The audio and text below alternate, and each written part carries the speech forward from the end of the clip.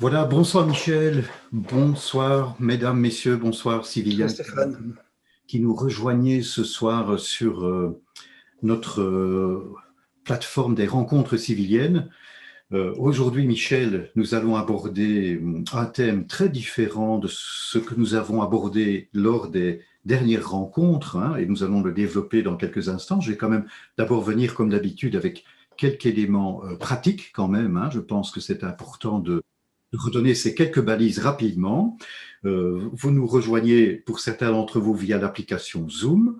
Il est possible, en cours d'émission, de nous communiquer des messages via un petit bouton qui s'appelle chat, qui se trouve en bas là. Et d'ici une cinquantaine de minutes, Michel et moi, nous examinerons des questions que vous nous avez posées et nous tenterons de donner des esquisses de réponses. Par ailleurs, vous pouvez aussi, bien sûr, nous rejoindre en streaming sur YouTube ou via le site civilien.net. Ça, c'était pour les aspects pratiques, Michel. J'ai été fort concis cette fois-ci parce que c'est Très déjà bien. la cinquième rencontre civilienne pour que nous puissions rentrer un peu plus rapidement maintenant dans le vif du sujet. Et le thème de ce jour, c'est une économie en accord avec l'humain et la nature. Et si ce que nous croyons être l'économie n'était justement pas l'économie? Alors, on va bien sûr créer des ponts avec la démarche civilienne. Ça va venir aussi en cours de rencontres, hein, et faire des ponts aussi avec ce qui a été évoqué les fois qui ont précédé, Michel. Mais justement, puisqu'on parle de Covid, hein, on est encore dans cette période, évidemment, où on parle beaucoup de maladies, se pose aussi une question qui concerne l'économie et son état de santé à elle, hein. Et en préparant cette réunion, on a évoqué la maladie de l'économie elle-même. Est-ce que peut-être voilà, je t'inviterai peut-être à commencer à exposer un peu ce qu'il en est de ce visage ou de cette maladie, disons plutôt, de l'économie. Comment on pourrait aborder cette question-là ce soir? Oui, la question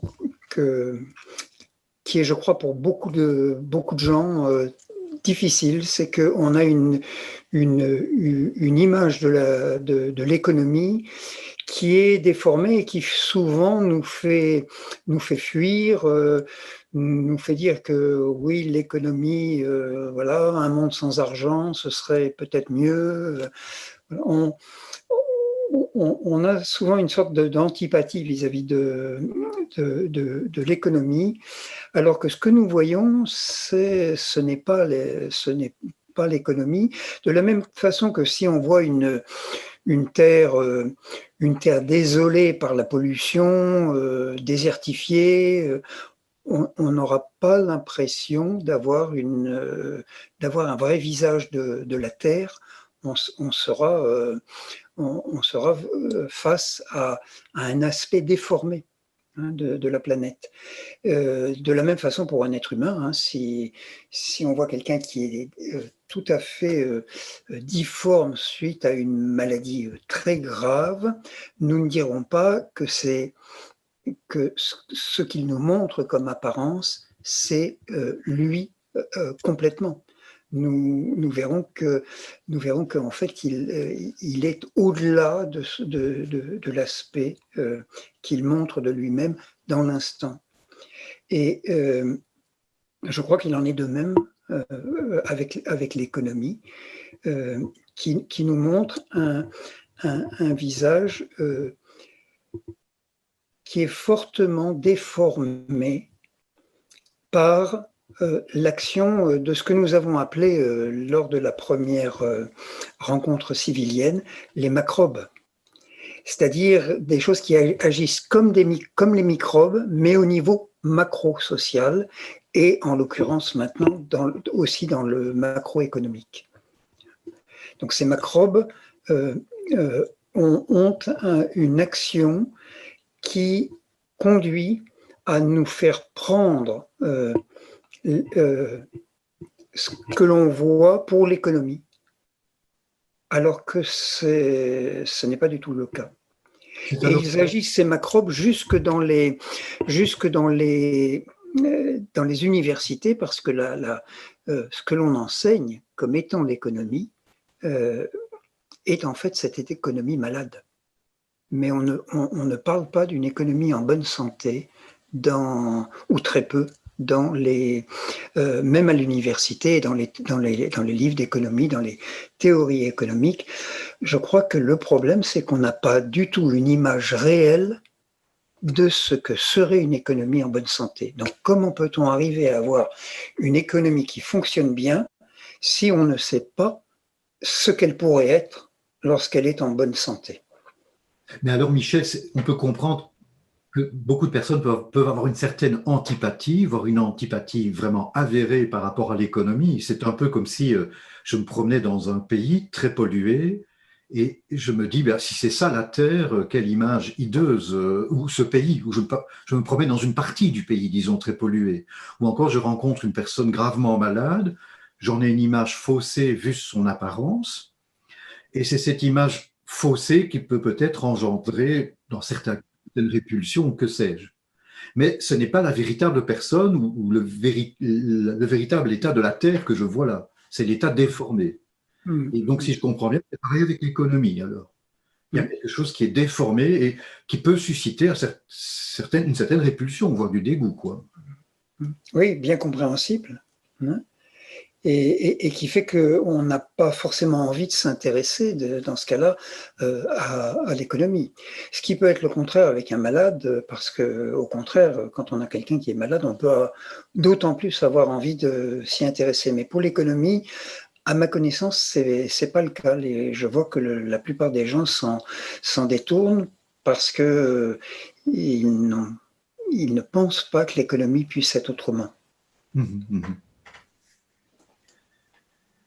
Et donc, il faudrait s'approcher un petit peu de ce que sont ces macrobes, ces éléments qui infectent l'économie d'une façon très sérieuse, parce que la maladie de l'économie, c'est un secret pour personne. Hein. Je crois qu'il y a peu d'économistes qui disent le contraire. Peut-être les ministres d'économie disent oui, non, les choses ne vont pas si mal sous l'effet de mon action, tout ce que j'ai entrepris, l'économie va mieux, etc. Mais à part ça, je connais très peu d'économistes voire pas du tout, qui pensent que l'économie va bien. Donc, on est bien au clair dans le monde économique qu'on est face à une situation que l'on ne maîtrise plus du tout et qui s'aggrave tous les jours. Et le Covid est en train de révéler avec un macroscope les éléments comment dire, déformés, malades de l'économie. Mais ça voudrait dire alors aussi, dans le fond, qu'il nous faudrait partir à la recherche aussi de l'économie quand elle est en bonne santé, sans qu'elle ne soit déformée. Enfin, il faut vraiment faire même un gros effort, puisqu'elle est plus ou moins, même plutôt fortement déformée. Tu parlais d'une personne, quand une personne est vraiment malade, eh bien, il s'agit peut-être d'autant plus, et c'est ce qu'on fait d'habitude, de l'accompagner avec compassion. On peut triompher de notre répulsion. Hein. Dans le cas des personnes malades, de nos proches en particulier, on le fait. Dans le cas de l'économie, c'est peut-être plus difficile, mais c'est le même enjeu. Il faut traverser cet élément-là qui est pas très beau, qui est pas très, mais pour rencontrer à un moment donné vraiment l'être de l'économie, l'être sain, ce qu'elle est vraiment en réalité. Ouais, c'est ce à quoi il faut arriver, et je crois que c'est à la portée de tous les civiliens. Ça n'est pas réservé à des spécialistes. J'irais même jusqu'à dire que quelquefois c'est plus difficile avec des spécialistes parce qu'ils se raccrochent à leur schéma fortement ancré en eux, et immédiatement, quand on leur parle de voilà comment pourrait fonctionner une économie en bonne santé, eh bien, immédiatement, ils voient des quantités d'obstacles surgir devant eux, mais qui sont des obstacles qui viennent de leur passé et de leur connaissance passée, et non pas d'une attention au phénomène économique tel qu'il se passe dans l'économie réelle. Donc il y aurait comme une espèce de lunette déformante qui viendrait peut-être s'ajouter en plus chez ceux et celles qui ont reçu une certaine formation, disons. Je peux dire même en témoigner moi-même quand j'ai commencé à suivre des cours comme ça, par rapport à ce que j'avais connu auparavant comme formation, ça me paraissait moi-même d'emblée tellement déformant que ça me paraissait pas sérieux, si je peux dire, un certain nombre d'enseignements qui étaient donnés. Mais les voilà avec ces lunettes et ils vont voir les choses à partir de ces déformations-là, en plus de la maladie, quoi. Oui, oui, oui, ça joue un grand rôle, alors que beaucoup de civiliens peuvent aborder l'économie, et ça j'en ai fait l'expérience souvent dans des séminaires, ils peuvent aborder directement, se mettre en prise directe avec l'économie dès l'instant où on attire l'attention sur qu'est-ce que c'est que l'économie. Et c'est peut-être par là qu'il faudrait commencer, c'est de se demander, mais en fait, qu'est-ce que c'est que l'acte économique? Alors, il faudrait passer pas mal de temps pour le voir dans le détail, mais on peut peut-être pour ce soir, pour cette première soirée sur ce thème, on pourrait déjà dire que l'économie montre un geste fondamental qui est au fond très important à la base, puisque si nous produisons, pas pour notre consommation personnelle, mais si nous produisons dans le cadre de l'économie, qu'est-ce qu'on fait? On produit pour les autres. Un agriculteur qui plante un champ de salades, qui va les récolter et va les vendre au marché, les salades, elles ne sont pas pour elle, pour lui en priorité, parce qu'il ne pourrait pas manger toutes ces salades. Et alors ne parlons pas des carottes, des betteraves, du potimarron, etc. Hein, jamais l'agriculteur ne peut consommer ce qu'il produit. C'est même pas un dixième, c'est même pas un centième de ce qu'il produit qu'il va consommer pour lui-même. Prenons un éleveur, c'est la même chose. Hein. Pensons au litre de lait qu'il produit. S'il a un troupeau de 20, 30, 40 vaches, il va produire pour les autres. Mais c'est la même chose avec un menuisier, avec un plombier, etc. Le plombier ne passe pas son temps à faire et défaire les tuyaux dans sa salle de bain, il va le faire chez les autres. Il produit pour les autres. Et c'est donc une grande vertu de l'économie, au fond, si on regardait ça sous cet angle-là. C'est que nous produisons toujours pour les autres. Et en retour, les autres produisent pour nous. Parce que si nous sommes occupés à cultiver les champs ou bien à faire de la plomberie, poser des chauffages, etc., nous n'avons pas le temps d'aller produire tout ce qui est produit, tout ce dont nous avons besoin. Si on en fait une liste de tout ce que nous consommons, de tout ce dont nous avons besoin, pour la plupart d'entre nous, on peut vraiment dire qu'il n'y a quasiment rien que nous ayons produit nous-mêmes. Même quand nous mangeons d'ailleurs des légumes de notre jardin, sauf cas plus rares, plus exceptionnels, nous avons même eu besoin d'une semence ou d'une graine qui provient de quelqu'un d'autre, qui l'a produite pour nous, dans la plupart des cas, même dans ce cas-là. Et des outils, etc. Hein. Alors, quand on fait ça, ça devient très très intéressant parce qu'on regarde justement dans une journée quels actes économiques nous avons faits depuis que nous sommes réveillés. Et on commence à se rendre compte de tout ce à quoi nous participons. C'est un immense réseau, en fait, qui fait que nous pouvons faire la plupart des choses que nous faisons dans la journée, nous pouvons les faire grâce au travail des autres. Et là, si nous pouvons, si nous pouvons nous parler ce soir, et que d'autres civiliens sont là aussi à participer à cette soirée, eh bien, c'est aussi parce que il y a nous sommes en fait en train de profiter du travail des autres qui rend possible la session. Et si on essaye, ne serait-ce que, je ne sais pas, 10 minutes, de réfléchir sur le nombre de choses qu'il faut mettre en jeu pour que tu sois en face de moi là maintenant, que je puisse te voir, alors que nous sommes à des kilomètres et des kilomètres de distance, et que d'autres peuvent nous écouter et nous voir aussi, etc. Donc, c'est un excellent, je trouve, petit jeu qu'on peut faire, c'est de prendre un peu de temps pour voir tout ce qu'il faut mettre en œuvre pour que de tels actes soient possibles. C'est assez phénoménal. Et en t'entendant, alors, nous pouvons commencer à entrevoir un autre visage de l'économie.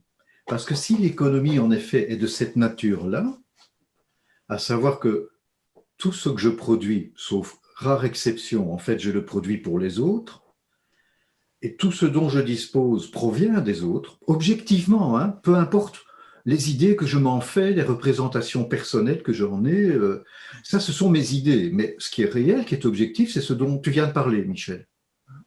Et si c'est ça l'économie, alors là, on n'a plus du tout quelque chose qui est le grand malade dont on parlait tout à l'heure, ou l'élément repoussant. Au contraire, on sent qu'on se trouve là vraiment clairement en lien avec quelque chose qui est, allez, je ne sais pas si je peux dire grandiose, mais peut-être quand même. Même si c'est inconscient, mais c'est grandiose en fait. Oui, et c'est éminemment social. Mm-hmm. Et c'est éminemment social et aussi solidaire. Mm-hmm. On parle beaucoup de l'économie sociale et solidaire, mais au fond, c'est, comme on dit, un pléonasme. Parce que l'économie, par nature, est solidaire. De ce fait. De ce fait, avec ce que nous avons vu là, on ne peut être que solidaire. C'est-à-dire que si on n'est pas solidaire, c'est qu'à un moment donné, on a introduit des choses qui faussent le processus économique. On n'est plus dans l'économie tout à fait alors. Quand on est vraiment dans l'économie, c'est solidaire, forcément, vu cette interdépendance, ce lien qui existe réellement objectivement, c'est qu'on n'est plus dans l'économie quand on n'est pas cette solidarité. Oui, oui. On n'a plus cette fraternité. Au fond, l'économie par elle-même est fraternelle. On n'a pas à le rajouter au processus économique de l'extérieur. On n'a pas à dire maintenant on va devenir fraternel ou solidaire. C'est inhérent au processus économique. Et si il n'y a plus solidarité, s'il n'y a plus fraternité, alors c'est qu'on s'est détourné de l'économie, hein, d'une façon ou d'une autre, c'est-à-dire que les macrobes ont commencé d'agir. On ne devrait pas alors appeler économie ce que sont ces processus où les macrobes sont tellement agissants. Dans un certain sens, ou alors c'est une économie tout à fait pervertie, mais tellement pervertie que ça devient difficile de mettre encore le mot économie dessus. C'est ce que nous faisons pourtant, parce que sous l'action de ces macrobes, eh bien, on voit bien que ce qui est visé, c'est pas de travailler pour autrui, c'est de travailler pour soi-même, peu importe autrui, justement. C'est toute autre chose qui prend la place à ce moment-là. Oui. Ouais. Et donc, je pense que ce serait utile sur cette base-là, de regarder quels sont les macrobes qui agissent et qui font beaucoup plus de dégâts dans le monde que les microbes dont on parle tous les jours dans les informations aujourd'hui, hein, et qui conduisent à ce que les gens soient avec des muselières, non pardon, des masques dans la rue, etc., quoi, hein. Donc ces macrobes-là, si on voit par exemple la faim dans le monde, enfin, on va pas détailler ça parce qu'on y passerait la soirée, mais on peut chiffrer les dégâts et les morts par malnutrition, par désespoir, etc., par toutes sortes de facteurs, les morts dus à l'activité économique, et je ne parle pas de ceux qui ont des dégâts physiques, physiologiques, par les conditions de travail dans lesquelles ils sont. Et quand on remonte derrière, à chaque fois, on arrive à ces fameux macrobes qui viennent polluer l'économie. Donc peut-être on peut les aborder. Mais je pense que oui. J'allais justement te proposer, Michel, bien qu'on commence un peu à les dévoiler, à les découvrir plutôt, ces macrobes, hein, et peut-être même que c'est bon de rappeler que en tant que civiliens, nous ne pouvons guère espérer assainir ce qui aujourd'hui est malade si nous ne prenons pas davantage connaissance de ce dont il s'agit ici. Comment peut-on espérer une action féconde? Comment pouvons-nous espérer nous saisir dans une démarche à la fois individuelle et collective de l'économie pour l'orienter à travers nos actions dans un sens assainissant si nous n'avons pas une connaissance suffisamment précise et profonde de la nature de ces macrobes notamment? Alors elle va demeurer déformée, pour ainsi dire. Mais il me semble, hein, bon, j'anticipe un petit peu, Michel, on va commencer à les découvrir, mais il nous faudra être patient. Il nous faudra être patient parce que ça va requérir d'y aller pas à pas. En plus, on est dans une situation, je pense, à nouveau un peu bouleversante, hein, puisque en t'entendant tout à l'heure, tu viens déjà de nous expliquer une chose qui peut être tellement étonnante, à savoir que l'économie, c'est pas du tout ce qu'on a comme image jusqu'à présent. Donc, ça nous prend d'autant plus de temps d'entrer dans la compréhension de l'économie saine, véritable, de ce qui vient la polluer, parce que ce n'est pas dans nos pensées habituelles, familières. Et nous devons à nouveau sortir hors de la boîte, aller out of the box. Toutefois, attention, il y a toujours un danger quand on veut aller out of the box, ça serait de délirer éventuellement. Nous allons tenter de penser les choses selon leur véritable nature, selon leur véritable fondement. C'est ça que nous allons tenter d'exercer, d'expérimenter. Et alors, nous aurons une base pour une action qui pourra être éventuellement féconde. Mais sinon, notre action, elle peut être dérisoire, hein. Certains de mes collègues parlent, par exemple, d'alternatives dérisoires, pour signifier que se lancer dans des alternatives, mais qui n'ont pas un fondement suffisamment solide, suffisamment pensé, certes, c'est une alternative, mais ça ne change rien, finalement, hein. Donc voilà, je te cède à nouveau la parole, Michel, parce que je crois que, justement, tu voulais nous faire découvrir ces macrobes. Oui, mais je trouve que ce que tu as dit est très, très important parce que souvent on a envie de passer à l'action très vite, hein, pour dire oui, mais alors qu'est-ce qu'on peut faire maintenant? Et là, c'est pas possible. C'est tout simplement pas possible parce que si on n'a pas une connaissance travaillée suffisante de ces questions-là, eh ben, on va essayer de changer quelque chose. Mais ça sera face aux géants que représentent ces macrobes qui sont dans le macro-social, qui sont donc très grands, hein. Nous devons la meilleure arme, on pourrait dire, ou la meilleure, le meilleur moyen de les transformer, c'est la connaissance. Donc nous avons besoin de connaître ces phénomènes et de développer. Tu as parlé de suivre les phénomènes, et je crois que c'est cette faculté-là qu'il faut développer. C'est d'entrer dans une observation pas à pas des phénomènes, pouvoir les suivre en continu, suivre leur devenir. Et on va peut-être pouvoir prendre un ou deux exemples déjà ce soir et dans les séances futures pour développer ce que je considère comme une nouvelle faculté d'apprendre à pouvoir voir quel va être le devenir de tel ou tel phénomène dans l'économie, de telle action faite, telle décision prise, etc. Et cette faculté-là, elle manque beaucoup, et ça peut paraître peut-être un peu prétentieux face à l'immense savoir développé par des grands professeurs d'économie, des personnes qui sont mondialement reconnues, voire qui ont un prix Nobel. C'est très prétentieux de notre part de dire que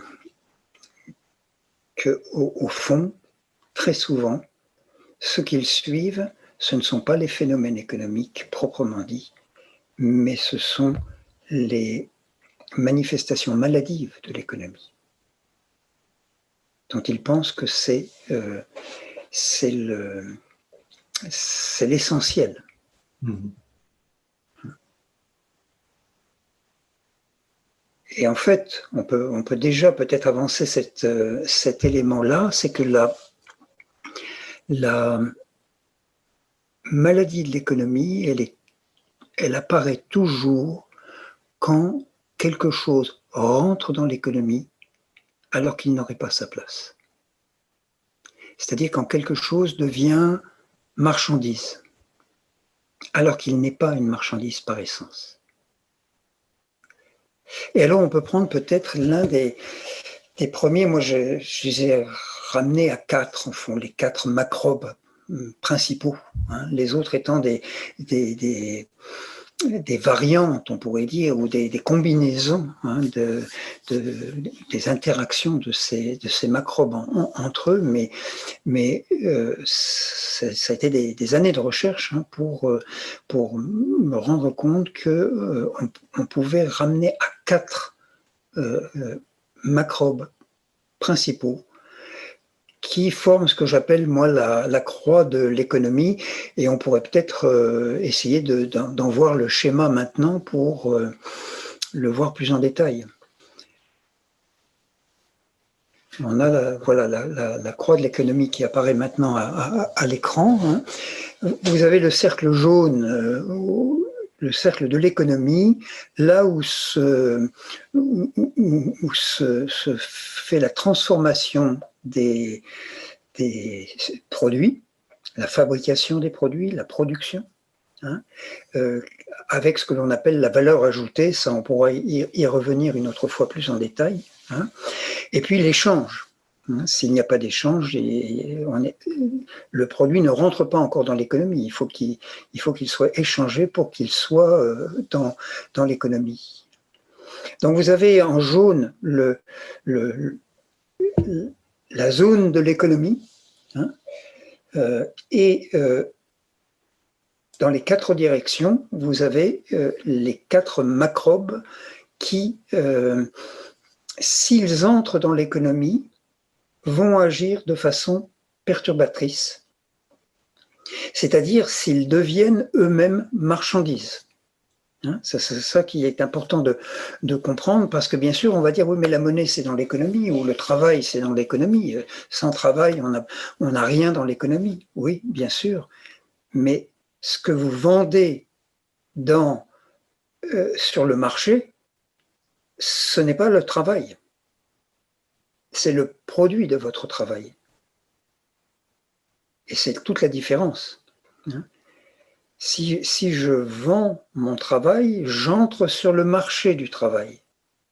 Qu'est-ce qui se passe alors? Je deviens moi-même marchandise, au fond. Et vous connaissez ces séminaires qui sont faits dans les écoles d'économie, mais aussi, par exemple, à Pôle emploi, quand on vous dit il faut que vous essayiez de vous vendre maintenant sur le marché du travail. Quelle technique avez-vous pour vous vendre? Est-ce que vous savez rédiger un CV, etc., etc. Hein. Il y a plein d'artifices qui sont utilisés pour aider à cette vente sur le marché du travail.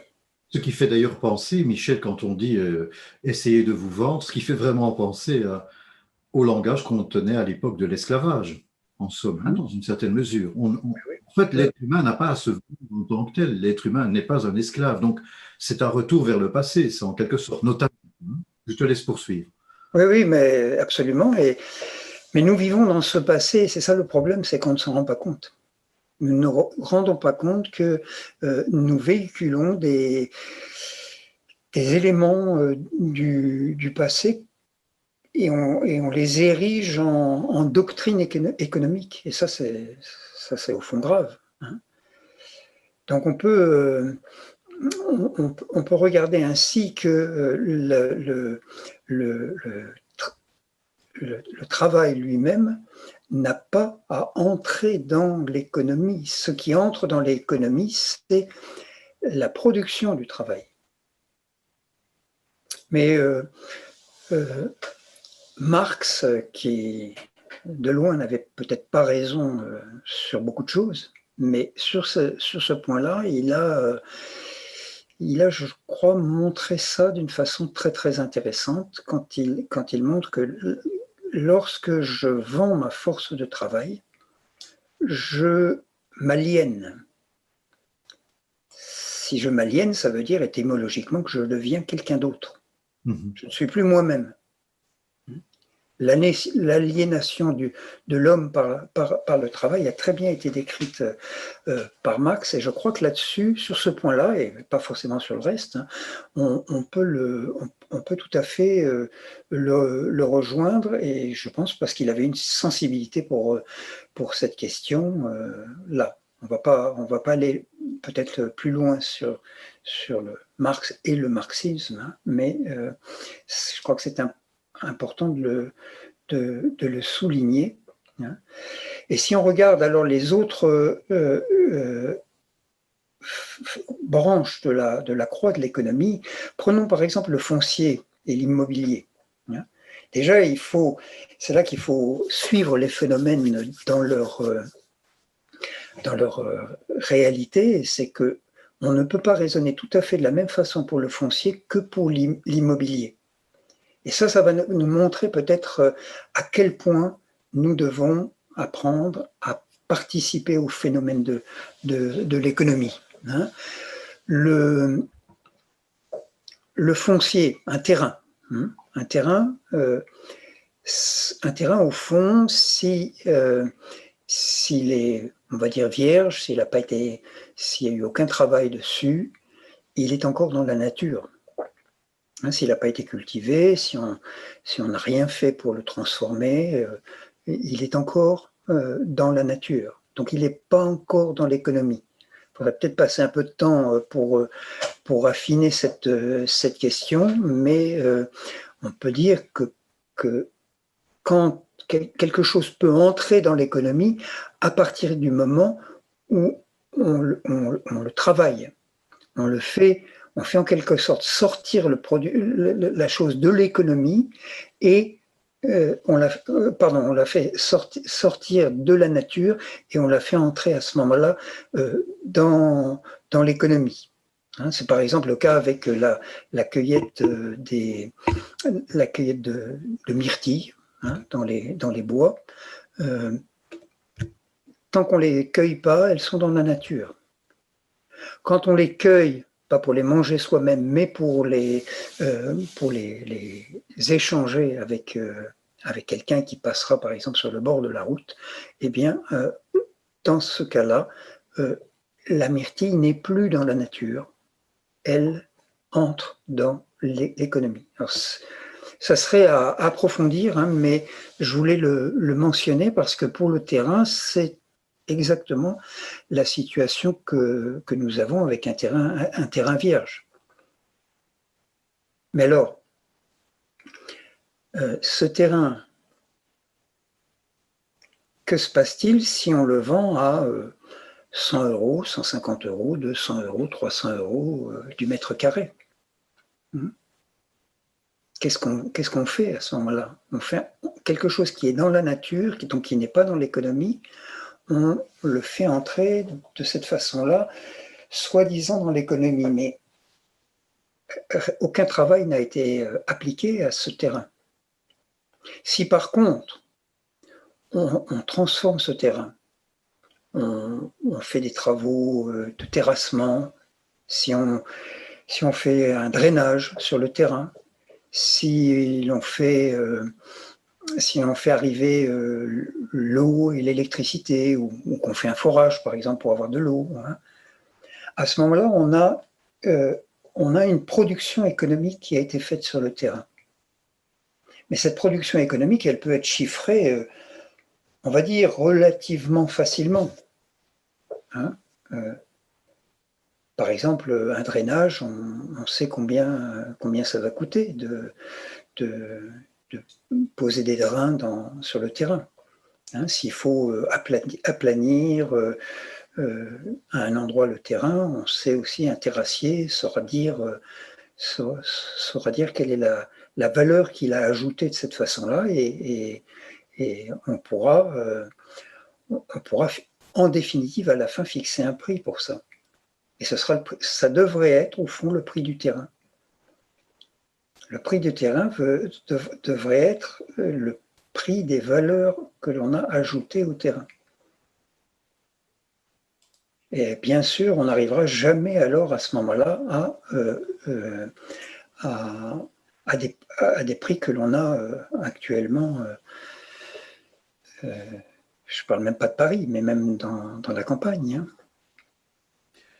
Donc là déjà, et sans rentrer plus dans le détail, mais on a un exemple de déformation possible, à savoir que si des travaux ont été réalisés sur le terrain, c'est un certain prix, mais si on ajoute en plus un prix qui ne correspond pas à ces travaux, on va impacter les choses dans le sens d'un enchérissement de la production de légumes, de céréales, etc., qu'on va faire à partir de ce terrain. Il y a bien quelqu'un qui va devoir payer à un moment donné le coût de ce terrain, mais qui est un coût qui ne correspond à aucune activité de production économique en elle-même.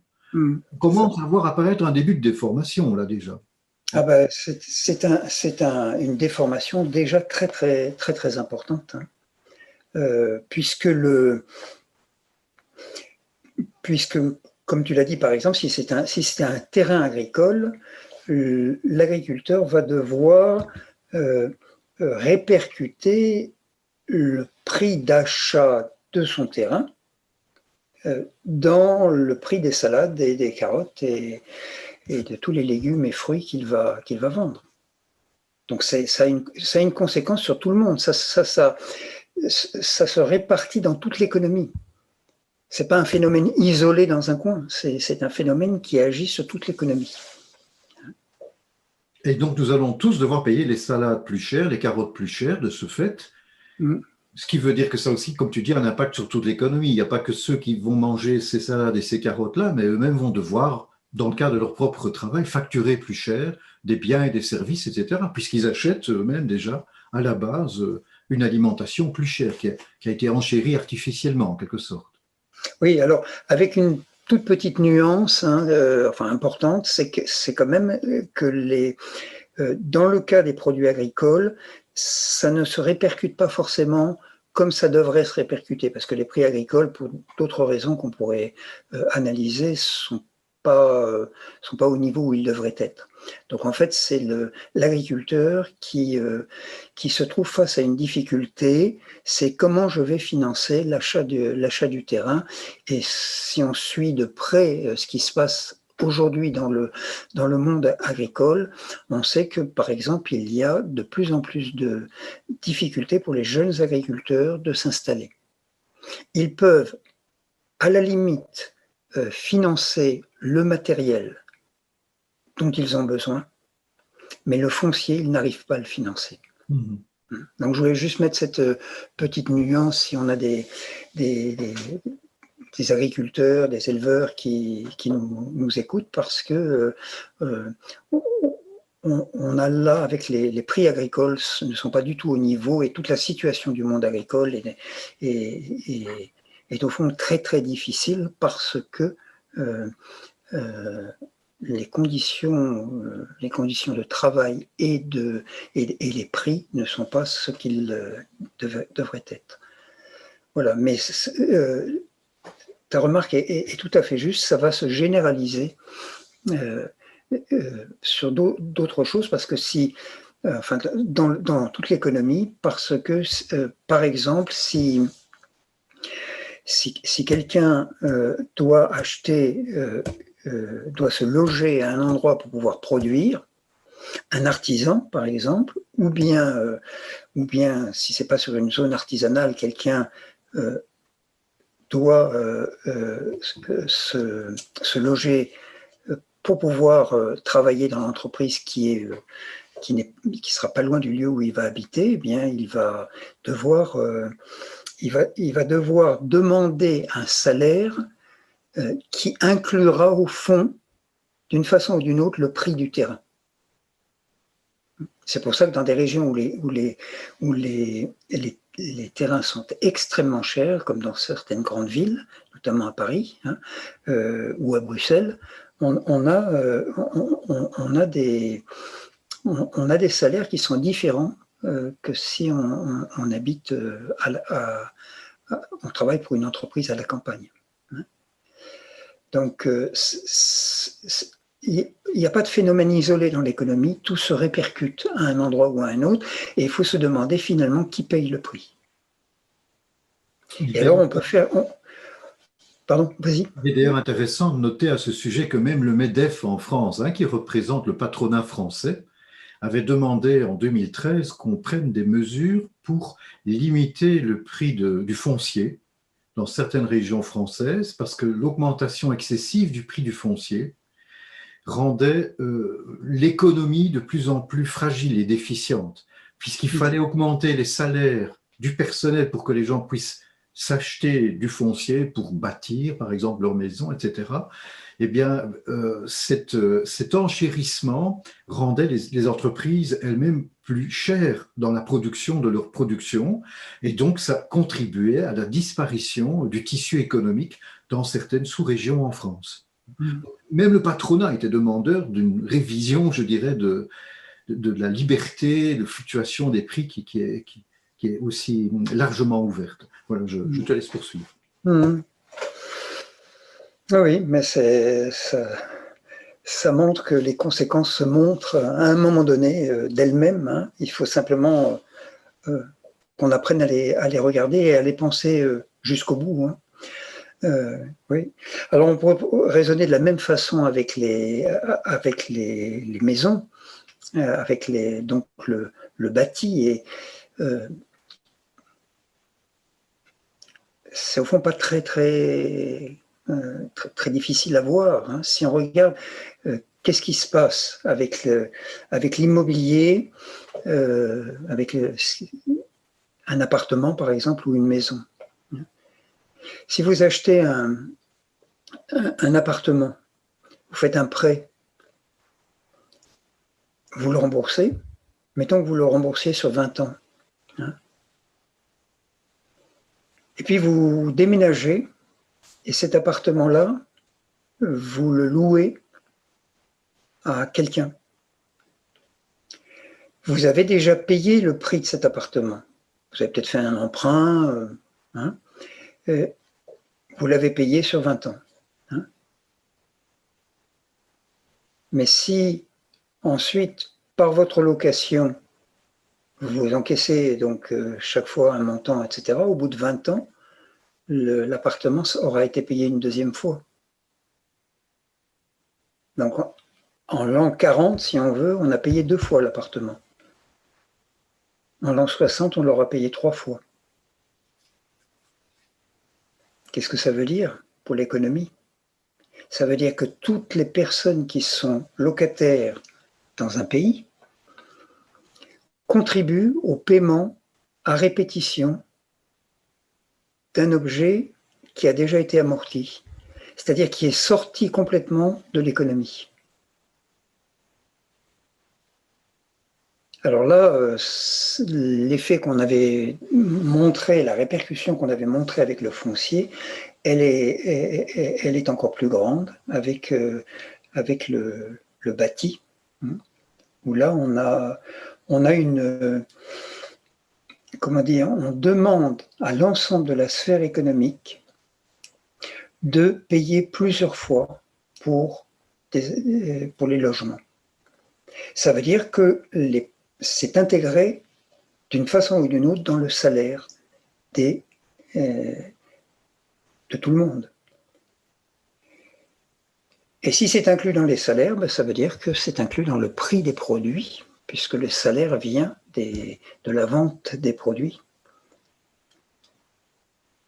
Donc en réalité, nous avons un effet déformant du fait que l'immobilier ne sort pas de l'économie au moment où il devrait en sortir. Le foncier rentre dans l'économie alors qu'il ne devrait pas y rentrer, sauf les frais de drainage ou les frais d'aménagement du terrain.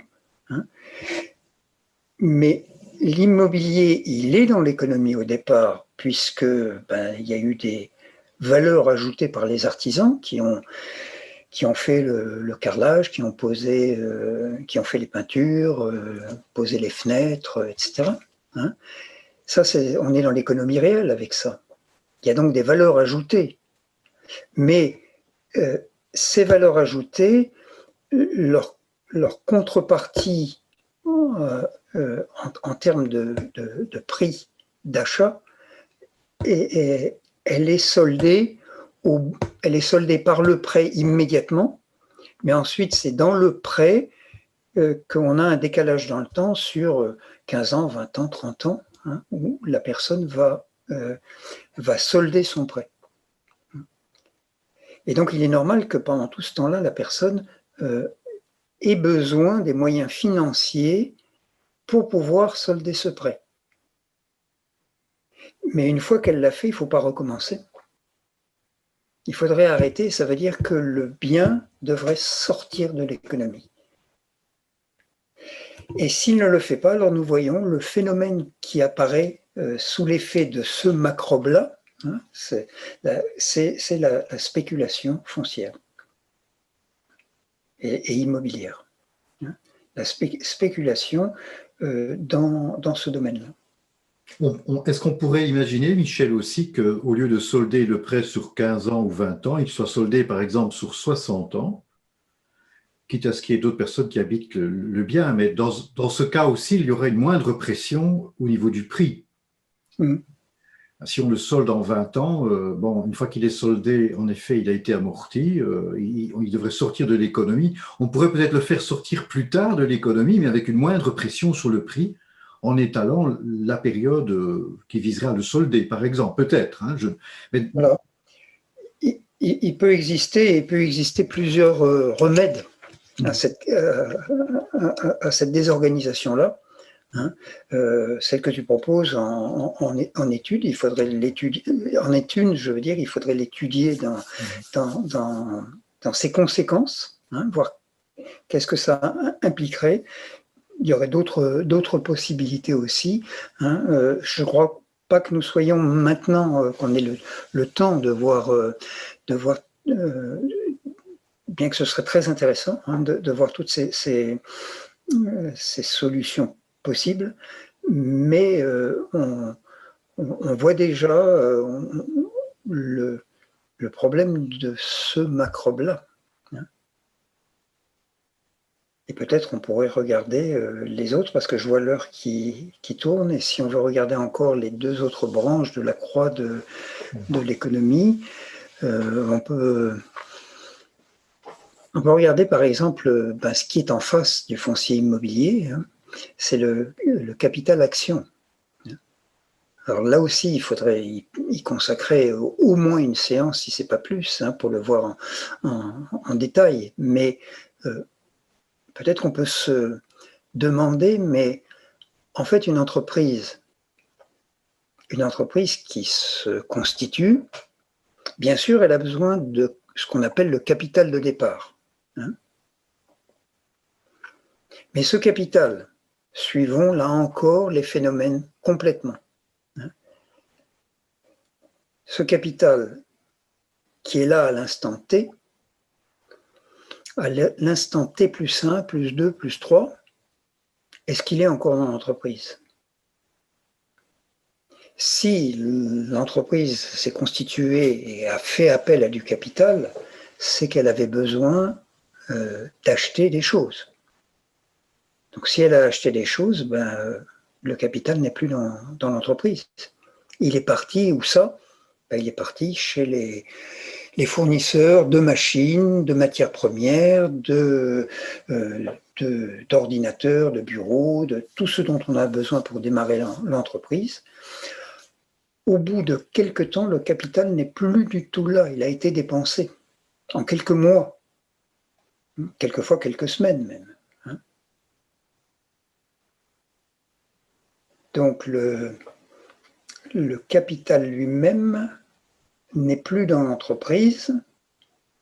Par contre, ce qui reste, c'est d'ailleurs ce qu'on appelle vraiment le capital. Hein. C'est ce qui est sous forme de machines, de matières premières, etc.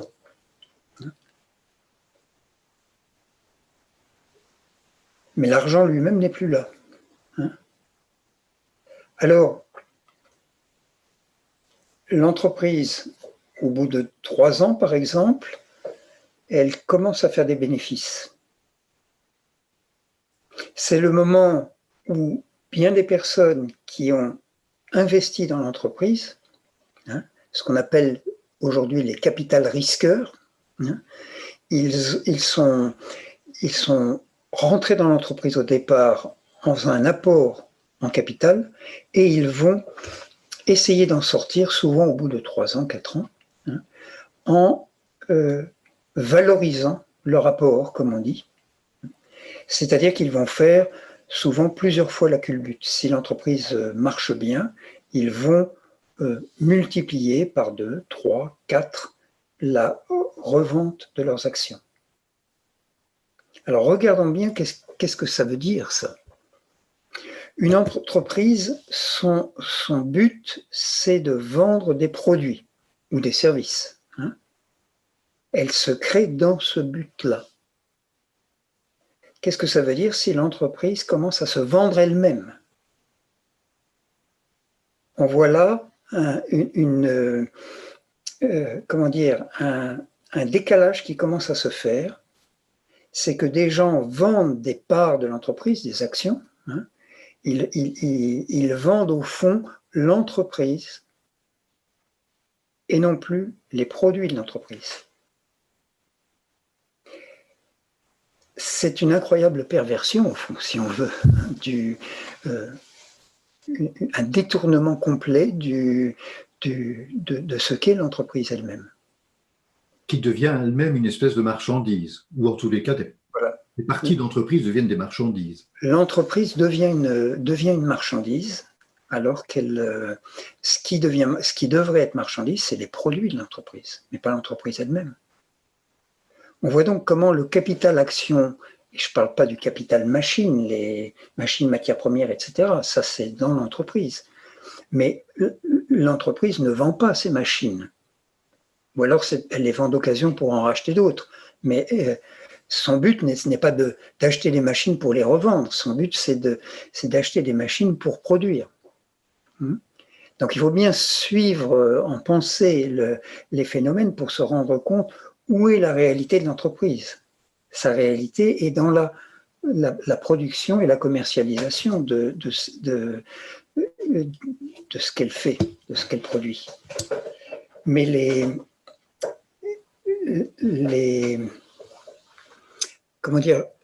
dès l'instant où l'entreprise se vend elle-même, alors elle se détourne.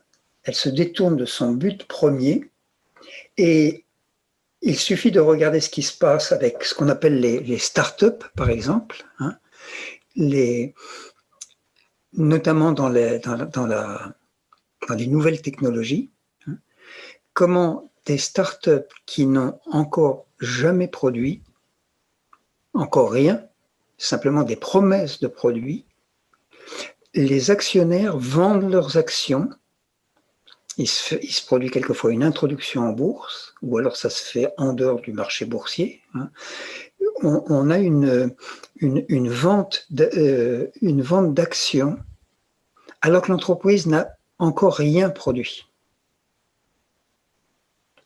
Et cette vente se fait avec un facteur multiplicateur de 2, 3, 4, 5 dans certains cas. Hein. Donc là, on assiste à quelque chose une déformation complète du processus économique lui-même. Et cette déformation, elle est acceptée, elle est convenue, elle fait partie des lois et des règles qui instituent les sociétés. En Belgique, on appelle ça le code des sociétés et des associations. Et jusque dans les règles comptables, puisque dans les règles comptables, eh bien, en fait, le capital, il est toujours bien là. C'est-à-dire que les liquidités sont déposées par les actionnaires au départ dans la société. Elle va acheter des machines, elle va déjà régler ceci et ça. Donc, elle aura moins de liquidités parce qu'elle vient d'acheter ces machines, etc. Mais techniquement parlant, dans son bilan, au passif, on va toujours trouver le capital en question.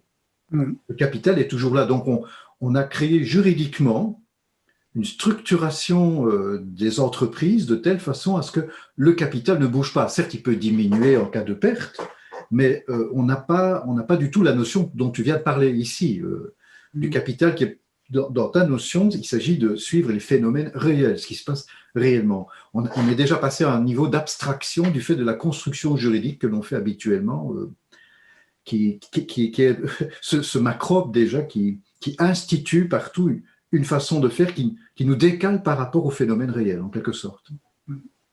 Oui, et on voit bien l'impact que ça. Hein. Donc, c'est tout à fait bien vu hein, de dire que c'est structuré de par la loi et de par la comptabilité, de telle façon que le capital figure toujours au bilan, par exemple, des sociétés. On ne peut pas l'enlever. Donc ça pose un sérieux problème, mais ça montre l'importance que certains attachent à cette notion-là. Je n'ai jamais vu un économiste remettre en cause cette question-là. On fait des grandes discussions, des grandes théories sur le capital, sur la société capitaliste, etc., mais on ne va pas jusqu'au point de détail comme tu viens de le montrer là. Hein. Et ça me semble vital pour l'ensemble de la société que l'on se mette à regarder ces choses-là jusque dans leur détail, et par exemple dans le détail de la comptabilité. Hein. Et l'effet de ça, on le voit bien, puisqu'on voit l'importance que prennent les informations boursières. Hein, la bourse a augmenté, en France on dira le CAC 40 a augmenté de tant de points, ou il a baissé de tant de points, etc. L'importance que ça revêt, parce qu'on a l'impression que ça c'est comme un thermomètre de la santé de l'économie. Alors qu'en fait, c'est un thermomètre de la maladie de l'économie. Hein? Avant, Michel, d'aborder encore un macro que nous allons aborder maintenant, c'est peut-être bien de rappeler que sur Civilien, lors des rencontres civiliennes, nous tentons et nous osons sortir de la boîte, out of the box. Donc, ce que tu viens déjà d'exprimer jusqu'à présent, il faut bien dire, c'est une série de concepts qui, pour la pensée ordinaire, sont plus ahurissants les uns que les autres. Par exemple, dire qu'on sort, que quand on suit vraiment l'économie dans sa nature, on achète et on ne vend pas le foncier, on s'adresse à n'importe quel notaire, il va nous prendre pour peut-être des fous furieux. Hein, parce que ça se fait toujours d'acheter, de vendre d'acheter et de vendre du foncier, ça se fait tous les jours. Hein. Et donc, on vient de parler également ici du caractère problématique du capital qui se maintient en permanence dans l'entreprise. Ben, ce sont des pratiques courantes, et d'ailleurs, on spécule d'ailleurs sur la variation de ces actions, etc. Donc, nous sommes vraiment clairement en train de penser out of the box. Mais si nous pensons out of the box, c'est parce que nous tentons de suivre, comme tu l'as clairement mentionné tout à l'heure, l'économie dans sa propre nature, le phénomène économique, l'être de l'économie, si on peut dire. Et quand on fait ça, bien, ces éléments apparaissent.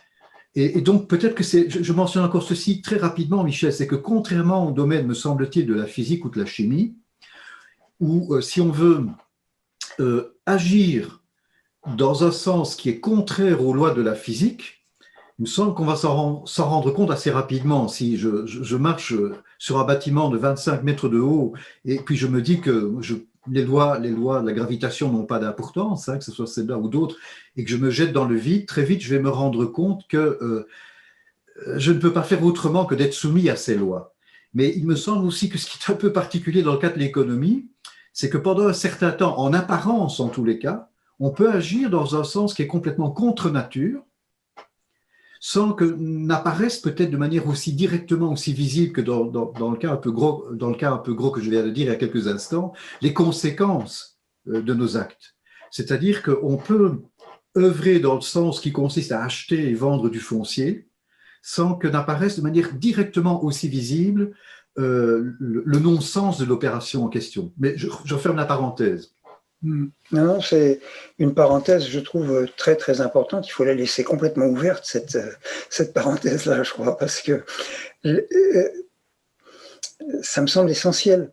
Le fait que d'abord, on va être pris pour des doudingues, comme on dit, avec ce que l'on est en train de dire, et le fait que les conséquences ne sont pas aussi flagrantes que dans le cas de l'immeuble, la personne qui se jetterait d'en haut d'un immeuble, hein. Mais en réalité, c'est simplement parce qu'on n'a pas les bonnes lunettes pour regarder, je crois. Si on chaussait nos lunettes d'économiste et qu'on commençait à vraiment regarder les choses en accord avec l'essence ou l'être, comme tu disais, de l'économie, on verrait ces phénomènes. Et beaucoup de gens les voient, ils voient l'incongruité. Mais souvent, on n'ose pas remonter complètement jusqu'à la cause des causes des causes. On va s'arrêter en chemin. Parce qu'on ne va pas aller... Moi, je me souviens de quelqu'un dans un séminaire qui participait à fond à des choses comme ce qu'on était en train de dire. Il était tout à fait d'accord, jusqu'au moment où il s'est rendu compte que les actions qu'il possédait suite à un héritage, elles commençaient à poser problème. C'est-à-dire quand on a commencé à regarder le domaine des actions et qu'il est venu à quelque chose qui le touchait personnellement, sur le reste, il était complètement en accord, et il était même très moteur dans le séminaire, mais au moment où ça a touché quelque chose de tout à fait presque de son intérêt personnel, à ce moment-là, c'est comme s'il décrochait, quoi. Et là intervient un phénomène que les psychologues connaissent assez bien, qu'on appelle la dissonance cognitive. C'est-à-dire que quand nous posons des actes où nous sommes actifs dans notre volonté, d'une manière telle que notre action rentre en dissonance avec nos représentations, c'est insupportable, hein, d'avoir une représentation où je m'aperçois que mes actes ne correspondent pas à la représentation que je me fais. Eh bien souvent, nous les êtres humains, nous allons leur modifier nos représentations pour qu'il y ait plus ce désaccord entre notre pensée et nos actes.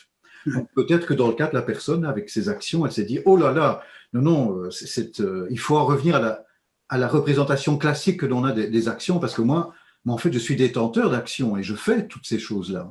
Mais enfin, Oui, voilà, oui, mais c'est c'est très typique. Nous fonctionnons beaucoup comme ça, quoi. Hein. oui, oui.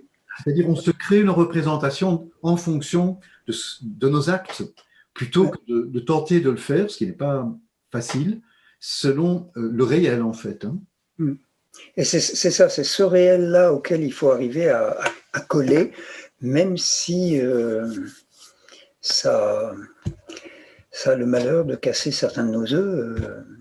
Hein. On ne fait pas d'omelette sans casser des œufs, vieux proverbe. Hein. Eh bien, oui, c'est inévitable.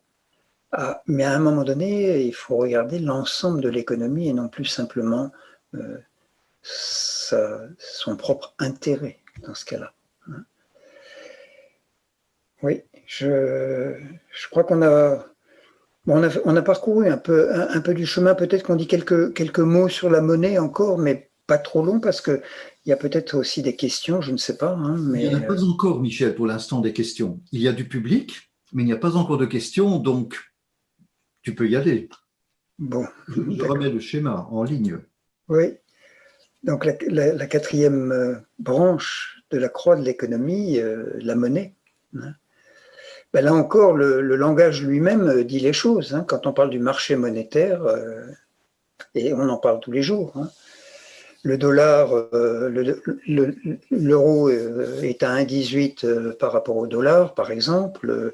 Il était à 1,12 il y a quelque temps, etc. Hein. On, on, on est abreuvé d'informations sur le cours du dollar, le cours de la livre sterling, le cours du yen, etc. Hein. Le marché monétaire. Hein. C'est-à-dire que, à quoi sert la monnaie? Est-ce que la monnaie est faite pour être vendue? Est-ce que la monnaie est faite pour être achetée? Hein. Est-ce que c'est dans son rôle? Est-ce que c'est dans sa nature? À quoi sert la monnaie?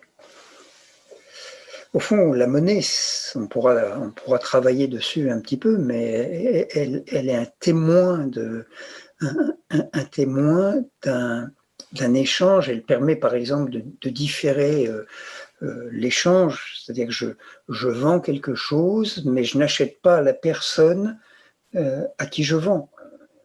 Je vais acheter à quelqu'un d'autre. On n'est pas dans un échange marchandise contre marchandise. Moi, je, je, je te vends une marchandise, hein, et avec l'argent que tu vas me donner, je vais aller acheter à quelqu'un d'autre.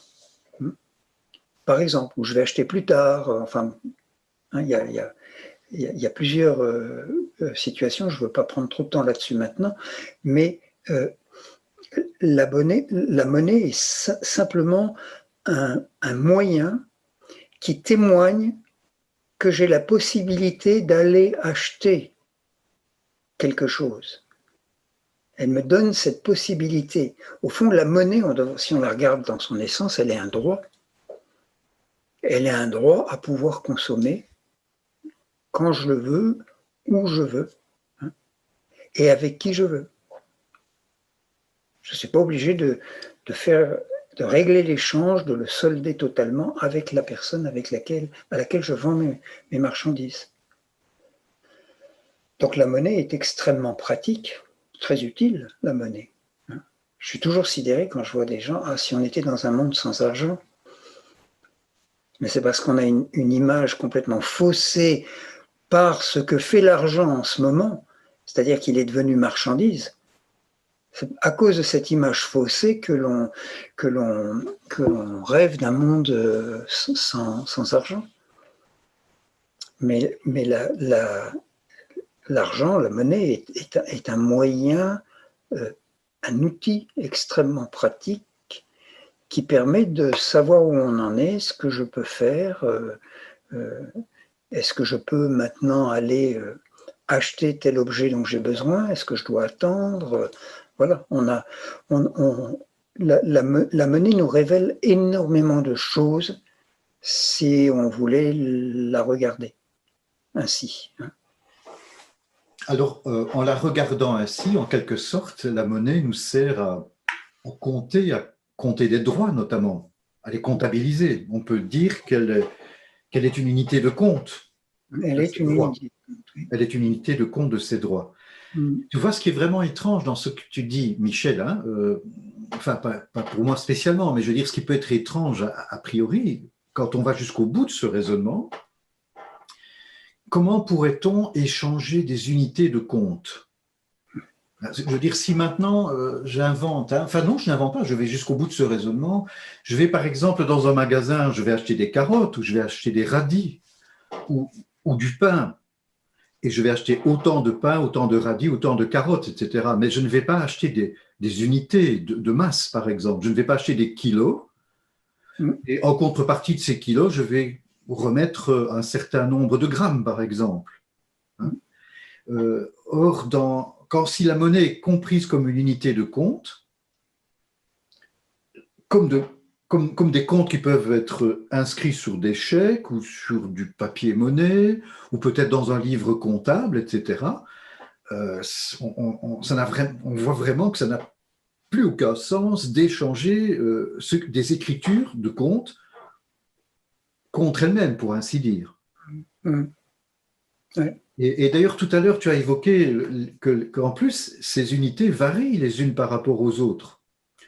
C'est un peu comme si je me rendais dans un endroit et la valeur du kilo au mois d'octobre sera 1000 grammes, mais au mois de novembre, ça sera peut-être 1024 grammes, et au mois de décembre, on serait à 920 grammes. Et donc là, je pourrais peut-être commencer à spéculer et me dire, tiens, j'ai intérêt à aller acheter mes carottes en grammes au moment où je pourrais obtenir en fait le plus de kilos, si 1 kilo de carottes ne vaut plus que 980 grammes, par exemple. Il me semble qu'on commence à rentrer dans cette façon de penser-là, à partir du moment où on commence à acheter des yens avec des dollars contre des euros, dont les valeurs sont fluctuantes, ce qui se fait tous les jours, hein, avec des montants extrêmement considérables. Encore une fois, ce que nous disons ici peut paraître a priori complètement ahurissant. Mais ce qui est ahurissant, en fait, c'est d'échanger des kilos contre des grammes, et qu'en plus, la valeur des kilos et des grammes ne cesse pas de changer l'un par rapport à l'autre. Si c'est vraiment une unité de compte, on a besoin de quelque chose de stable. On n'a pas un mètre, si je fais du saut en longueur, le mètre vaut en fait 80 cm le jeudi, puis il vaut 101 cm le vendredi. Je vais faire une compétition de saut en longueur. Ben, le jour où ça m'arrange, où le mètre vaut plus ou moins de centimètres, par exemple. Oui.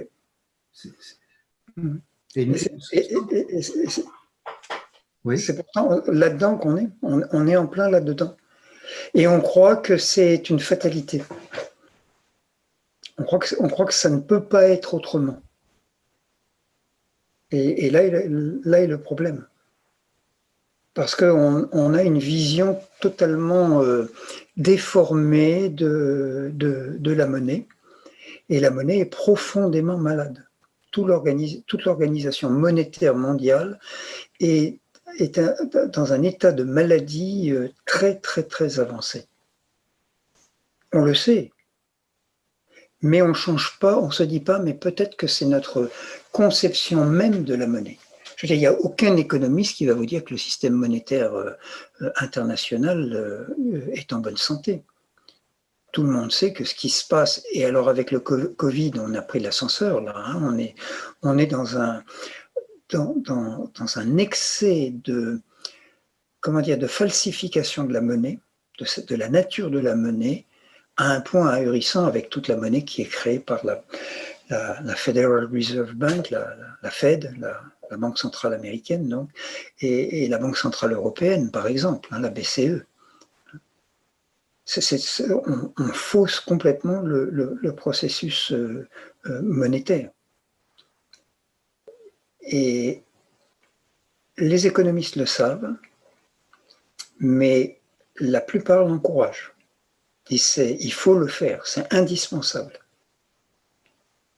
Et on ne se rend pas compte qu'on n'est pas suffisamment allé jusqu'à remonter aux causes du problème qui existait avant ce qu'on appelle le Covid-19, hein, qui existait avant la crise de 2009 qui existe depuis très longtemps.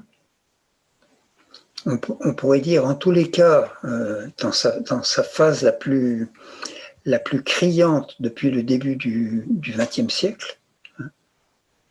Et le problème n'est jamais regardé en face. Parce que nous avons des dogmes qui considèrent que la monnaie n'est pas seulement une unité de compte, elle est à certains moments une unité de compte, mais elle est aussi une valeur refuge ou une valeur d'épargne, etc., etc. On considère qu'il y a 2, 3 rôles joués par la monnaie et on les considère comme équivalents. Alors qu'on a une sorte de tension dans la monnaie entre d'un côté le fait qu'elle est une unité de compte et de l'autre côté qu'elle est un bien tangible, c'est-à-dire une marchandise. Et la monnaie a ce que tu disais par rapport au kilogramme, c'est évident que les gens ne vont pas se mettre à acheter des kilogrammes ou à acheter des kilogrammes contre des grammes, etc. Là, ça saute aux yeux quand tu le présentes comme ça. C'est un très bon exemple, justement. Mais pour la monnaie, non, parce qu'elle a cette possibilité de retourner à son origine de marchandise, au lieu de n'être que unité de compte, c'est-à-dire comptabilité. C'est-à-dire qu'elle a tendance à redevenir comme de l'or. C'est-à-dire un bien. Qui était aussi marchandise, justement, comme l'argent. Voilà. L'argent et l'or sont des marchandises utilisées dans l'industrie, par exemple, ou dans la bijouterie, etc. Mais ils ont joué aussi un rôle monétaire. Et nous avons toujours en nous cette sorte d'image, de représentation plus ou moins consciente qu'avec la marchandise, on tient quelque chose. Pardon, avec la monnaie, on tient quelque chose. On parle même d'espèces sonnantes et trébuchantes, c'est l'expression. Et donc, on ne se rend pas compte que la monnaie, au fond, dans sa nature, n'a pas d'existence matérielle. Elle est simplement une unité de compte. Si on enregistre que un tel a vendu pour 200 et qu'ensuite il a dépensé 100, on ne va pas prendre ces chiffres 200 et 100 comme ayant une existence matérielle. Et pourtant, c'est ce qu'on fait avec la monnaie. Et on la détourne de son rôle réel que historiquement, on n'a pas réussi encore suffisamment à mettre à jour. Aujourd'hui, Michel, nous venons de commencer un peu à porter notre regard sur ces 4 principaux macrobes. Il y a de quoi déjà tomber 4 fois de sa chaise, au minimum. Ce qui vient d'être le minimum. Si c'est OK pour toi, je te propose d'en venir quand même à des questions qui nous ont été posées. Je vais passer à leur lecture. Certes, il nous reste à peu près plus que 10 minutes, un quart d'heure. Et peut-être aussi que c'est bon de dire que c'est pas par hasard qu'on trouvait pour la rencontre civilienne de ce soir un petit chiffre 1 à côté du titre, parce que nous sommes conscients que ce qui commençait à être introduit aujourd'hui va nécessiter des approfondissements, évidemment, et que ces approfondissements ne vont pas se faire en une seule rencontre. C'est impossible. Ça va prendre son temps. Déjà que forcément, les uns et les autres qui nous écoutent se demandent à certains moments de quoi est-ce qu'il parle. J'aimerais bien pouvoir mieux suivre ce dont il est question. Bien, ça viendra forcément pas à pas. Alors, voyons un peu ces questions. Et il n'y en avait pas, et puis tout d'un coup, elles sont très nombreuses maintenant. Donc, comment sort-on le foncier de l'économie? Exemple, l'appartement qui a été payé au bout de 20 ans. Comment le sort-on effectivement de l'économie? Est-ce que je lis quelques questions, Michel? Deux, trois questions? Oui, Il y en a oui. plus que ça, hein, mais les monnaies locales sont-elles un moyen d'éviter la marchandisation de la monnaie? Troisième question, je suis un propriétaire foncier dont la valeur est élevée en raison de sa situation privilégiée. Je suis bien d'accord de rectifier l'entendement que l'on a de ces choses, mais qu'advient-il du fait que j'ai effectué durant plusieurs années pour acquérir finalement la quittance de ce bien foncier? J'ai pas bien compris, tu peux. Peut-être qu'il manque un petit mot, hein, donc je relis. Je suis bien d'accord de rectifier l'entendement que l'on a de ces choses, mais qu'advient-il du fait que j'ai effectué durant plusieurs années pour acquérir finalement la quittance de ce bien foncier? Je présume que c'est des versements peut-être. En principe, lorsqu'on veut rectifier une erreur, il doit être légitime de compenser le propriétaire d'un bien foncier qui constitue le plus souvent sa seule richesse non imposable et donc indispensable au maintien de son existence tout court. Si ce bien foncier est la seule valeur qu'il détient pour assurer son existence à long terme, tant que ce problème ne sera pas réglé, personne n'acceptera d'abandonner ce qui constitue sa seule richesse pour vivre et parfois survivre. Qu'en dites-vous? Pensons en effet à toutes ces personnes qui euh, ont à s'appuyer sur un tel patrimoine foncier pour assurer leur subsistance, par exemple au moment de leur pension, par exemple, hein, et qui vont d'ailleurs louer le bien à d'autres personnes, ou certains biens à d'autres personnes. Hein. Une question revient au sujet des monnaies locales. Que pensez-vous des monnaies locales? Bon, alors là, les questions se suivent, Michel. J'en ai encore bien 4-5 qui suivent, donc je suis un petit peu décontenancé. À partir de quand les microbes ont-ils commencé à infecter l'économie? Ah voilà, dans mon message précédent, il manque le mot dépayement. Hein, c'est bien. Oui, c'est bien ça. Voilà. C'est ce que tu avais pensé, oui. Oui. Est-ce que les banques ont leur place dans l'économie? À partir de quand les microbes? Je note la question. Hein. Oui. Oui. D'ailleurs, la majorité des Québécois comptent sur la vente de leurs propriétés foncières afin d'assurer leur retraite, à défaut de posséder suffisamment de moyens financiers autres. C'est ça. Ouais. Alors, et tu parlais des banques, c'était quoi la question sur les banques? Alors, est-ce que les banques ont leur place dans l'économie? Je communique aussi un petit message à Ignacy, qui est notre modérateur. Je m'aperçois que j'ai omis de dire quelque chose ce soir, Michel, c'est que quand des personnes veulent adresser des messages, nous les invitons à adresser les messages à Ignacy. Et donc, comme je ne l'ai pas dit, bien, les gens m'ont adressé les messages directement. Donc, Ignacy doit être très surpris d'entendre toutes les questions que je suis en train de lire parce qu'il ne les a pas reçues lui-même. Et la dernière question, c'est si l'on refuse la marchandisation de la monnaie, alors cela veut dire qu'on supprime la possibilité, par exemple, d'échanger des dollars contre des euros. Comment faire dans ce cas si je pars aux États-Unis pour acquérir des dollars, pour faire des achats là-bas? Mmh. Mmh. Ça fait pas mal de questions, toutes très pertinentes, évidemment. Il nous reste à peu près 7-8 minutes. Donc. Eh bien, dis donc. On va en garder certaines peut-être pour une autre fois, hein, parce que on peut pas toutes les aborder. Hein.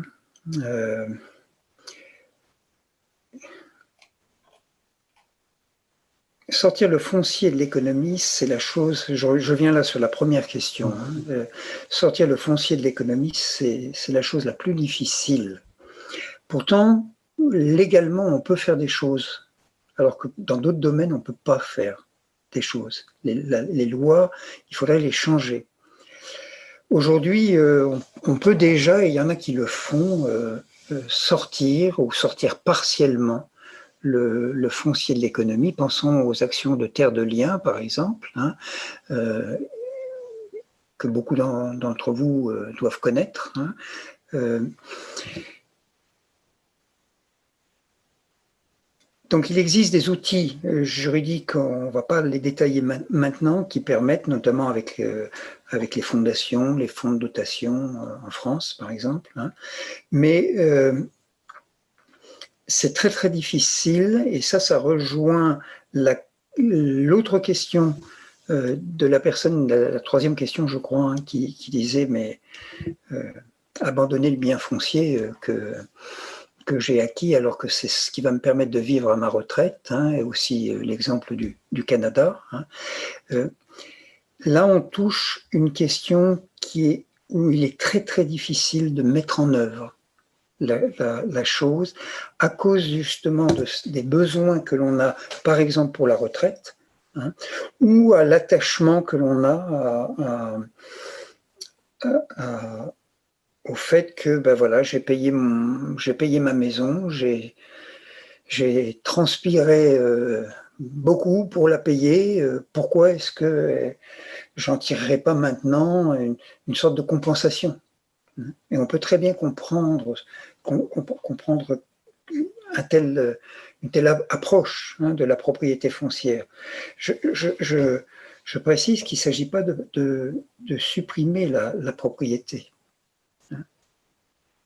Ce qui doit se transformer, c'est le fait qu'un bien puisse être payé alors qu'il ne correspond plus à un acte économique, c'est-à-dire à une création de valeur par une activité humaine. Le problème, il est là. Il ne s'agit pas d'en venir à un système où il n'y aurait plus de propriété privée. La question est de chercher comment transformer cet état de fait. Et si je suis contraint d'utiliser un bien foncier, j'habite à un endroit, mais j'ai un autre bien foncier que je peux louer, par exemple, pour pouvoir financer ma retraite, alors c'est pas un problème. Le problème qu'on résout par un problème immobilier, location, c'est en fait un problème qui a sa cause ailleurs. Il faut donc remonter à la cause du problème. La cause du problème, c'est la retraite ou les revenus que j'ai, si je suis encore dans le monde du travail. Hein. Le problème est à ce niveau-là. Le problème est un problème qui se situe dans le domaine du travail et de la rémunération. Et je le résous par un problème foncier. C'est exactement la façon dont aujourd'hui sont contraints de raisonner les agriculteurs, parce que leur retraite est extrêmement basse, et pour s'en sortir, ils doivent vendre leur exploitation agricole au moment de leur retraite. Et le prix qu'ils doivent en demander compte tenu du coût de la vie devient de plus en plus inaccessible pour les jeunes agriculteurs. Donc le problème, il est dans comment finance-t-on la retraite des agriculteurs. Et si on trouve des pistes qui permettent de la financer correctement, on peut dès lors résoudre ce problème de succession, de transmission des biens fonciers agricoles d'une toute autre manière. Voilà. Et ça peut se faire de manière juridique, sans devoir nécessairement décaisser de l'argent. Oui, tout à fait. Sur ce plan-là, certes, il faut assurer un revenu à l'agriculteur, donc là, il y a des décaissements qui sont requis, mais qui ne sont pas couplés avec une valorisation du foncier. D'ailleurs, peut-être que j'ajoute un petit quelque chose à ce sujet, au sujet d'initiatives, par exemple, telles que Terre de Liens, qui sont extrêmement méritantes, puisqu'elles cherchent justement à faciliter l'accès aux terres agricoles en rachetant du foncier dans un premier temps, et ensuite en le mettant en disposition d'une manière beaucoup plus accessible à des agriculteurs. Mais pour pouvoir y parvenir, il faut quand même poser un acte d'achat du foncier. Donc on n'est pas sorti, on n'a pas déjà créé le dispositif juridique qui permet réellement de faire du foncier quelque chose qui n'est plus marchandise, puisque dans un premier temps, il faut encore passer à l'acte d'achat.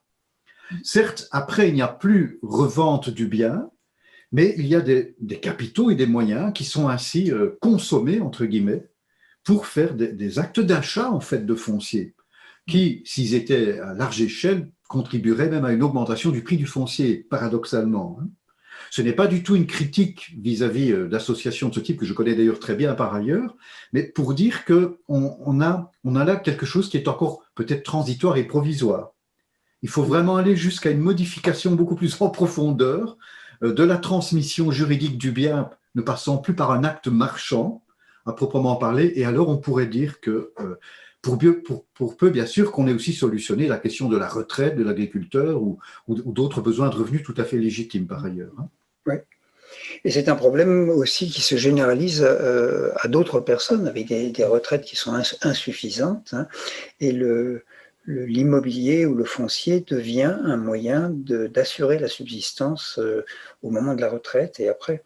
Mais, et on peut bien comprendre. Et moi, ça m'est arrivé de dire à des gens, mais vous êtes obligés de faire comme ça, vous ne pouvez pas faire autrement pour l'instant. Mais au moins, si vous le faites en vous rendant compte que ce n'est pas l'idéal, mais que c'est la situation générale de l'humanité, que vous ne pouvez pas changer simplement vous-même, eh bien, déjà, c'est un pas important.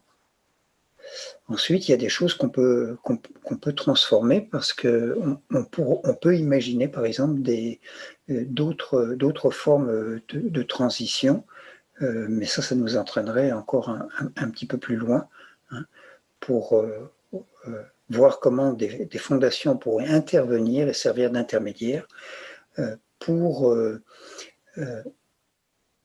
faire que le bien foncier soit sorti de l'économie par un acte de donation, mais qu'en même temps, il y a une compensation au niveau du soutien, au niveau de pendant le temps de la retraite. Alors ça, ce serait des montages auxquels on pourrait réfléchir là-dessus, et je l'ai fait avec des agriculteurs, par exemple, pour regarder comment on pourrait essayer de mutualiser la sortie d'un bien foncier du circuit économique. Ce qui présuppose, par exemple, dans ce cas aussi, que certaines personnes ne se projettent pas jusque dans une descendance relativement éloignée, puisque j'ai même connu le cas, par exemple, d'une personne qui prévoyait déjà de faire qui faisait de l'acquisition dans du foncier pour pourvoir ses petits ou arrière-petits-enfants qui n'étaient pas encore nés en moyens de subsistance suffisants. Donc, si bien sûr on en reste avec de telles pensées, alors là, les carottes sont vraiment cuites, si je puis dire. Ouais.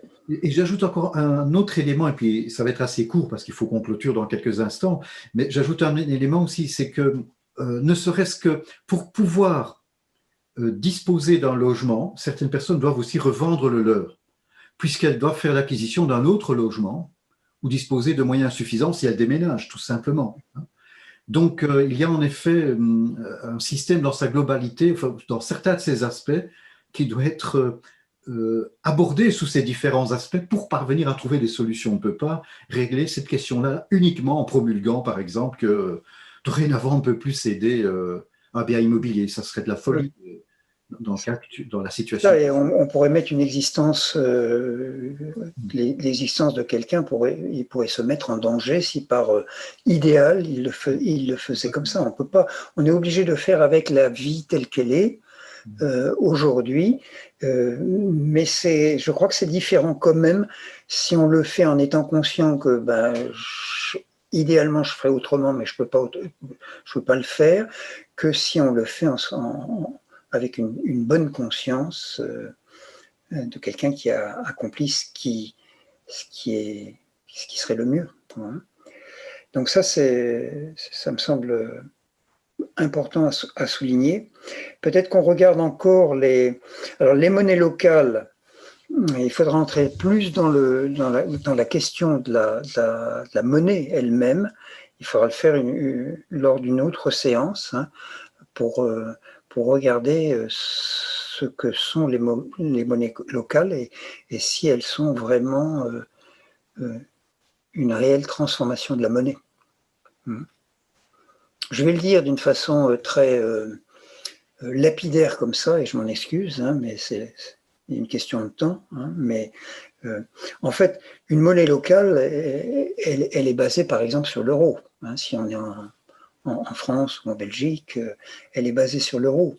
C'est-à-dire qu'on échange 1 euro contre une monnaie locale, une abeille par exemple, ou une roue, hein, peu importe le nom de la monnaie. Mais en réalité, si on réfléchit bien, on se rend compte qu'on commerce toujours en euros. Le signe avec lequel on paye, ça va être par exemple l'abeille. Hein, mais la monnaie elle-même, c'est toujours l'euro. Ça n'a pas changé. C'est une illusion de croire qu'on a changé l'unité de compte. L'unité de compte, elle est toujours la même. Le signe est différent. C'est-à-dire, au lieu d'avoir un billet disons une pièce de 1 euro, on va avoir un billet d'une abeille. Hein, mais c'est le signe qui a changé. Mais la monnaie est la même dans les deux cas. Je pense qu'on peut déjà réfléchir à ça pour se rendre compte qu'il ne faut pas confondre la monnaie et le signe monétaire. Ce sont deux choses de nature très, très, très, très différentes. Voilà, il y aura encore beaucoup de choses à voir. Alors, il y a une conférence sur YouTube qui parle un peu plus de ça.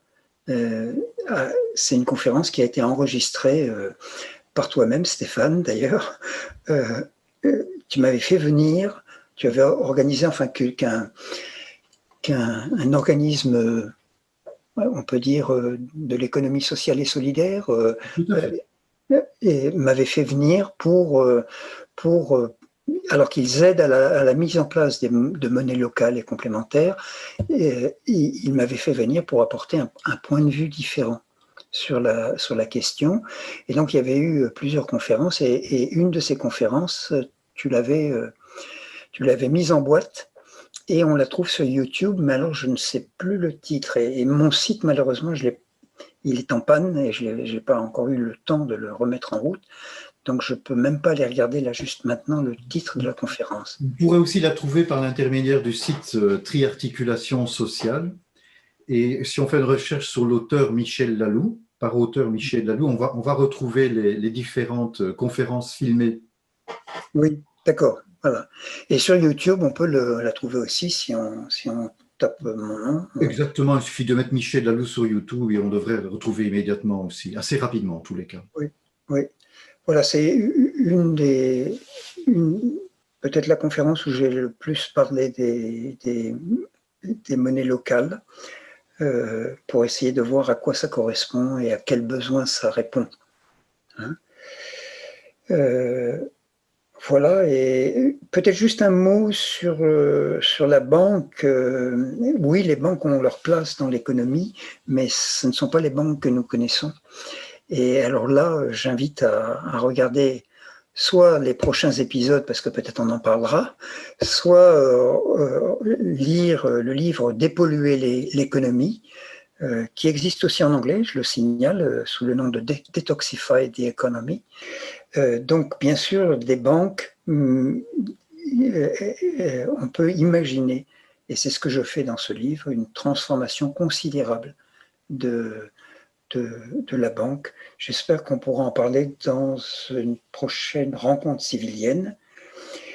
Et peut-être encore un mot, il est tard, hein, mais sur l'échange des dollars contre des euros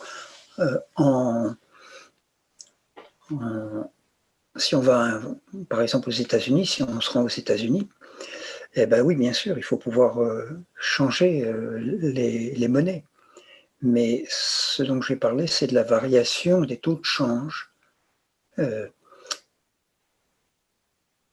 provoqués par des activités spéculatives. Ça ne veut pas dire que les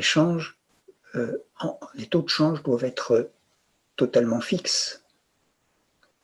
Et là, j'en parle en détail, et c'est un aspect très important de mon livre Dépolluer l'économie, d'une tout à fait nouvelle approche de la détermination des taux de change et du nouveau système monétaire qui en découlerait. Et ça c'est accessible à tout le monde. Hein. Il n'y a pas besoin d'être économiste pour le comprendre. Mais les taux de change, on a besoin de jeter un regard complètement orienté vers l'économie réelle pour déterminer les taux de change. C'est à partir de l'économie réelle qu'on pourrait dire mais qu'est-ce qui fait que le dollar vaut tant d'euros ou pas, hein? C'est à partir des prix des marchandises que l'on devrait le faire. Et plus le prix des marchandises éviteront de faire entrer de la spéculation en eux, plus les prix seront le reflet de l'économie. Tu veux dire les taux de change seront le reflet de l'économie? Non, les prix seront le reflet de l'économie et alors les taux de change, hein, les taux de change pourront être déterminés sur la base des prix réels des marchandises. D'accord. Hein? Voilà, c'est un très très vaste sujet. Je ne sais pas dans quelle rencontre civilienne, si c'est la 328e ou la 117e qu'on pourra l'aborder. On verra. Peut-être plus rapidement que ça, me semble-t-il, parce que, en effet, certes, ça nécessite un approfondissement, mais contrairement aux apparences, je pense que c'est plus accessible que les préjugés que l'on se fait habituellement. C'est parce qu'on n'est pas familier, c'est parce qu'on n'est pas familiarisé. Mais si on commence à se familiariser, je peux quand même vous assurer qu'il ne faudra pas attendre 117 rencontres civiliennes et on aura déjà un accès à cette compréhension. Et c'est essentiel parce que si nous ne commençons pas à comprendre comment agissent ces macrobes, bien sûr, je sais que nous nous répétons un petit peu, nous ne pourrons pas non plus jeter les bases d'une action vraiment féconde. Alors Michel, on se revoit le 1er novembre prochain. Mm-hmm. Oui. Espérons avec vous aussi, chers civiliens et civiliennes. J'espère que vous ne serez pas fait trop mal en tombant de votre siège à plusieurs reprises peut-être ce soir. C'était un peu fort, je sais bien. Un peu étonnant, mais voilà, vous êtes prévenus dès le départ, hein, que ça va parfois être un peu bousculant en tous les cas. Voilà Michel, bonne soirée à toutes et à tous et à très bientôt, au dimanche 1er novembre à 20h45, même heure. Au revoir. Au revoir, à bientôt.